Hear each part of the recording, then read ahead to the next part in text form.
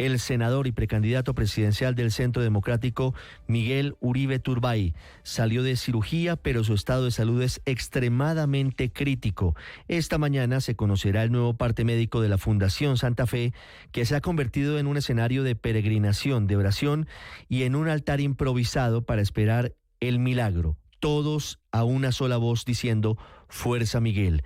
Comienza el 10º día de Miguel Uribe en la unidad de cuidados intensivos en la Fundación Santa Fe, y su familia, su esposa María Claudia Tarazona, su hermana María Carolina Hoyos, su tío Julio César Turbay Quintero, sus hijas y su hijo piden oración, porque en las últimas horas se ha presentado la situación más crítica desde el atentado cometido hace 10 días por un joven sicario mientras Miguel Uribe adelantaba un acto político en el barrio Modelia, en el occidente de Bogotá. El país sabe, como lo informó este lunes la Fundación Santa Fe, que Miguel Uribe lleva 2 cirugías en las últimas horas, una el domingo y otra este lunes, de urgencia, pero seguía, al menos hasta anoche, el sangrado cerebral e intracerebral de difícil control. Mientras todos nos unimos por la salud de Miguel Uribe, avanza también la investigación de la Fiscalía, de las autoridades judiciales. Pasó la segunda noche en el búnker de la Fiscalía Catherine Martínez, alias Gabriela, que es la tercera capturada por el atentado. Las autoridades revelaron que esta mujer, detenida en Florencia, Caquetá, esa ciudad es clave para esclarecer el crimen, vendía droga en la capital del país, alias Gabriela, y tiene antecedentes por hurto y lesiones personales. Cuando fue detenida, y vemos las imágenes de su captura, se le incautaron 2 teléfonos celulares que ya están en poder de la policía y $1 millón en billetes de 50.000. El agravamiento de la salud de Miguel Uribe cogió al Congreso en plenaria en el cuarto y último debate de la reforma laboral, un debate que ha sido bastante complicado.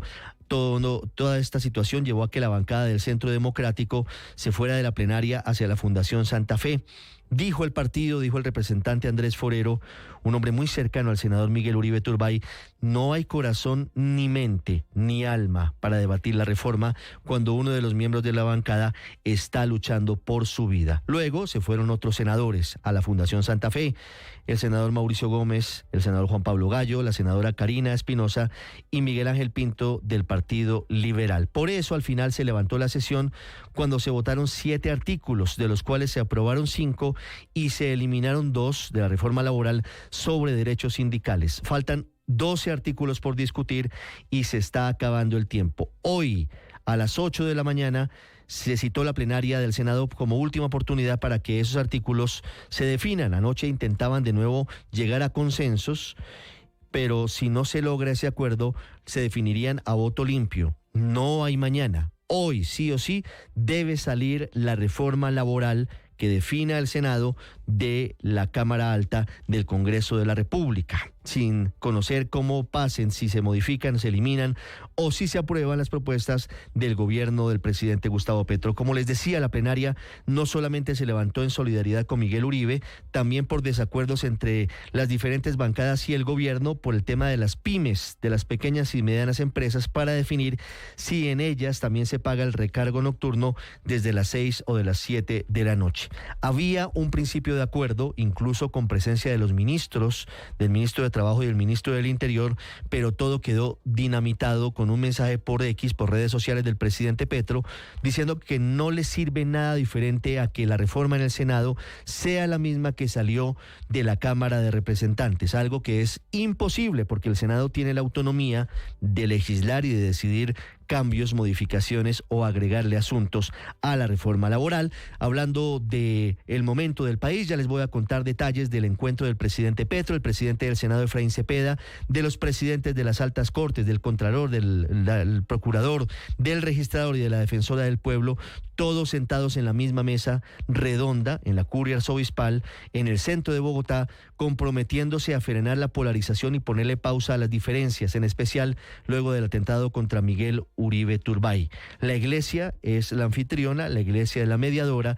Todos estos integrantes de las altas cabezas del Estado firmaron un compromiso para escucharse, para valorarse, para respetarse, para desarmar la palabra y para rechazar todo tipo de violencia como forma de resolver conflictos.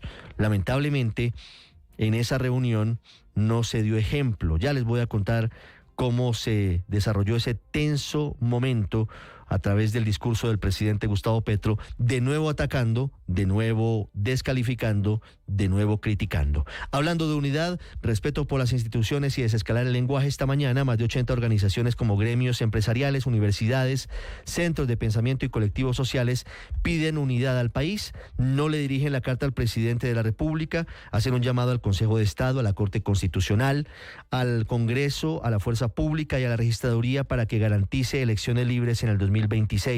Firman el Banco de Alimentos, los comités gremiales, Pro Antioquia, Pro Bogotá, Pro Barranquilla, Transparencia por Colombia, un grupo importante de universidades. También les voy a hablar en segundos del SOS de los alcaldes de las capitales del país al gobierno nacional, pidiéndole mayor apoyo en materia presupuestal para garantizar la seguridad, que sigue siendo uno de los temas más difíciles hoy para los colombianos. Esta noche los gobernadores del país convocaron a una velatón por la vida y en contra de la violencia, por las víctimas del conflicto armado, que no son, por supuesto, solamente Miguel Uribe, por quien pedimos su recuperación. Colombia está lleno de víctimas de la violencia. Anoche fue asesinado el concejal de San Andrés de Cuerqui, Antioquia, Juan Camilo Espinosa, por parte de las disidencias. Otra vez lo mató un menor de edad. Segundo día de paro armado en Caquetá, con el comercio cerrado y la gente confinada en varias zonas rurales. Le refuerzan el esquema de seguridad al alcalde de Cartago, Valle del Cauca, Juan David Piedrahíta, luego de un atentado este fin de semana. Y vamos a hablar, por supuesto, de la guerra que ya completa 5 días entre Israel e Irán. De nuevo una noche de lluvia de misiles y ataques de lado y lado. Esta madrugada Irán dice que atacó una sede de la Mossad, de la Agencia de Inteligencia de Israel, mientras que la embajada de Estados Unidos en Tel Aviv también resultó afectada por este ataque con misiles. Más temprano Israel había atacado con misiles la sede de la Agencia de Medios Oficiales de Comunicación de Irán, la televisión estatal. Ahí estamos viendo las imágenes de cómo se agrava la situación. El primer ministro israelí dice sin ningún matiz y ante el mundo que matar al líder supremo de Irán, al ayatolá Jamenei, podría poner fin al conflicto. Estados Unidos sopesa la idea de meterse de lleno en la guerra contra Irán. El presidente Trump regresó anticipadamente de la cumbre del G7 a Washington para evaluar la situación, y como si esto no fuera suficiente, esta madrugada Rusia disparó un nuevo ataque contra Ucrania que deja 14 muertos y 44 heridos. En un mundo convulsionado también vamos a hablar de lo cotidiano en Colombia, porque la vida sigue. Vamos a hablar de la final del fútbol colombiano, de los resultados del fútbol anoche, de la victoria de Santa Fe ante Once Caldas y de Millonarios con gol de Falcao García ante Atlético Nacional en Medellín. Es un gusto, como siempre, acompañarlos. Son las 6:09 a.m. Hoy se cumplen 8 años del atentado terrorista contra el Centro Comercial Andino en Bogotá, que fue perpetrado por un grupo paralelo al ELN, un artefacto explosivo que fue ubicado en el baño de mujeres del segundo piso, en el que murieron 3 personas. Hoy también se cumplen y nada cambia. Colombia sigue en manos del terrorismo, Colombia sigue lamentablemente en manos de los delincuentes del ELN. Y se cumplen hoy 7 años de la victoria en las urnas de Iván Duque. En 2018, en segunda vuelta, en un día como hoy, Iván Duque derrotaba a Gustavo Petro. Son las 6:09 a.m. Como siempre, es un gusto acompañarlos. Vamos a continuación con lo más importante en el resumen en Voces y Sonidos en Mañanas Blue. Que Miguel sigue luchando por su vida. Con el corazón en la mano, tengo que decirles que está librando la batalla más difícil que habíamos transitado hasta el día de hoy. Por eso salgo para pedirle a cada uno de los colombianos que hagamos una oración masiva. Lamentablemente no tenemos buenas noticias sobre la condición de salud de Miguel Uribe Turbay, que empeoró tras ser intervenido de urgencia por un sangrado intracerebral, tras conocerse el último parte médico del precandidato. 3 partes médicos se han sacado desde la Fundación Santa Fe. El último y el más preocupante, luego de que salió de cirugía, su condición es extremadamente crítica. Habla Julio César Turbay Quintero, tío del senador Uribe Turbay. Todos estamos esperando la mejoría de Miguel y agradeciendo la solidaridad de todos los colombianos. Mientras el equipo médico de la Fundación Santa Fe seguía trabajando por la salud de Uribe Turbay, al frente de la institución, decenas de personas mantenían una oración. Supimos que tuvo un parte irregular, pero confiamos en Dios Todopoderoso. Yo le digo a todos los colombianos que unemos fuerzas para orar y que estemos todos juntos. Solidaridad por la salud de una persona muy querida. Ante el nuevo panorama de la salud de Miguel Uribe Turbay, la conferencia episcopal se pronunció a través de la voz de su presidente, Francisco Javier Munera. Sé que estamos pendientes de un milagro, es verdad, y pedimos a Dios también que nos dé mucha fortaleza para afrontar este momento tan difícil.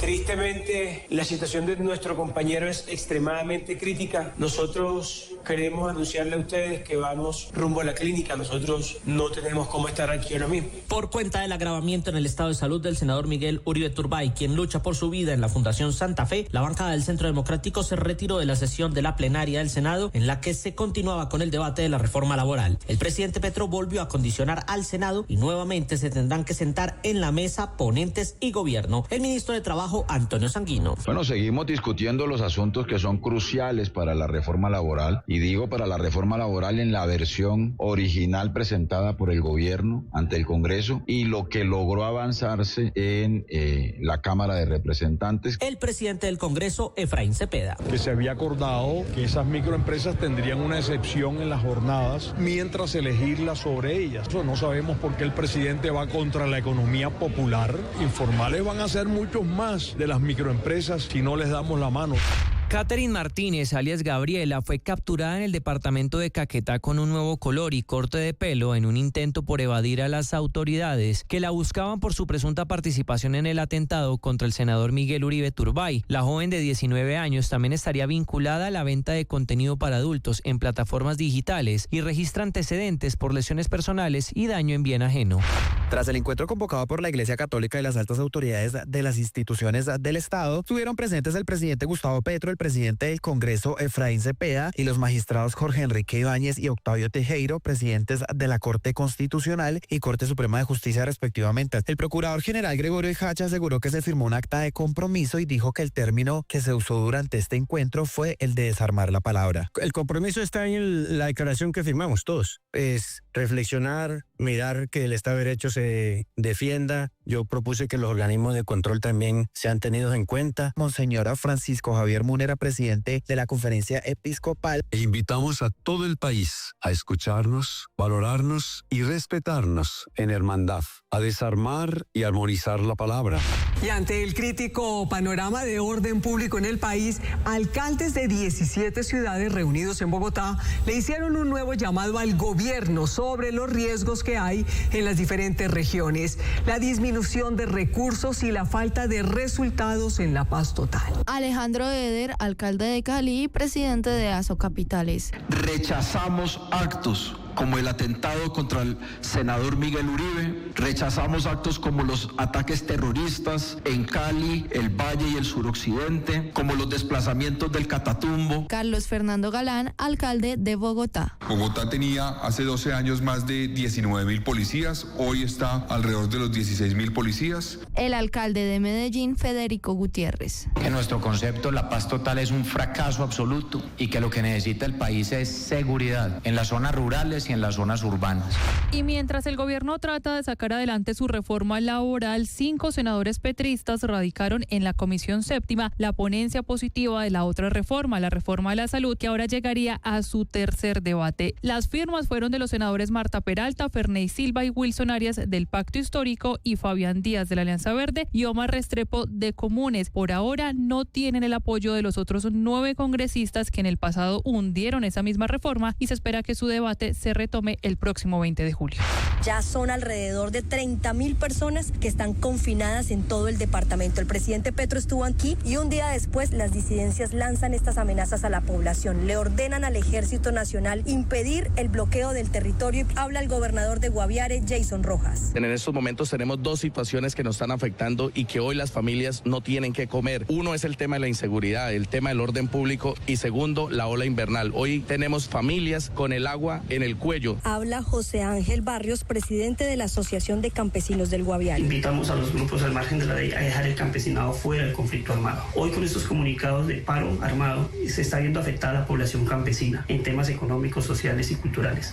Habla el capitán Barbosa. Fuerza de Despliegue Rápido número 1, pendiente en llegar la FUDRA 10 en las próximas horas al departamento, garantizándole o cubriendo la seguridad del pueblo colombiano.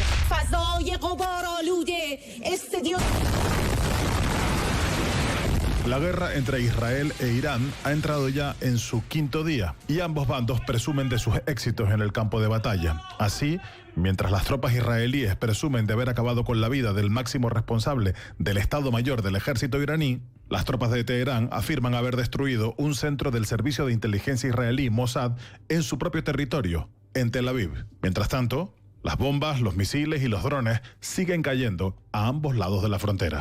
La advertencia despertó mucha preocupación. El presidente de los Estados Unidos diciendo que todo el mundo debería salir de Teherán, Irán, inmediatamente. Un mensaje que llegó tras un día de escalamiento entre Israel y la República Islámica de Irán. Y también tras un día en el que Trump dejaba claro que no quiere que Estados Unidos se meta en el conflicto. Estoy en contacto constante y, como he dicho, creo que se firmará un acuerdo o algo pasará.